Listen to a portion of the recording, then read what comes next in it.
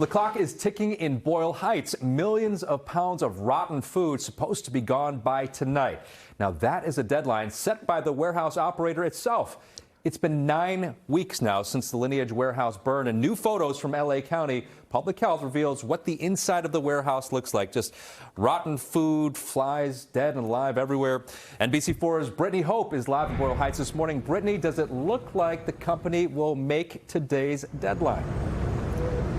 Yeah, we just don't know. So Mayor Bass, Councilmember Jurado both say that Lineage has not given them a definitive date on when all of that rotten food will be cleaned up. What we do know, though, is that the smell here this morning is still pretty bad. We also now know how the warehouse fire and the stench-filled aftermath is impacting those who live nearby. St. John's Community Health released a new report this week breaking down the ongoing health impacts of the fire, as seen through the people who visited their mobile clinics.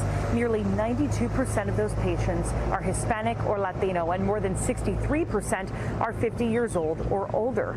More than a fourth of those patients received toxic smoke exposure diagnoses, and nearly a fourth of all patients got a hazardous substance exposure diagnosis.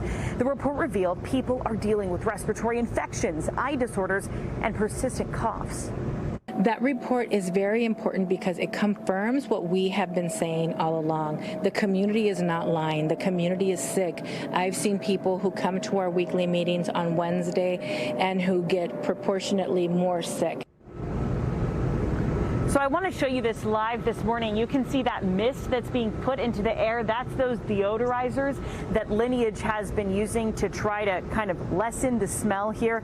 Lineage says this final stretch of food removal is the most complex, and that's because a lot of the food is all the way up on these 6-story tall racks, and the shelving spans 40 miles. In those areas, heavy equipment just can't get to it, so they have to send people in full protective gear up into the racks to do that cleanup. We're live in Boyle Heights. Brittany Hope for Today in LA.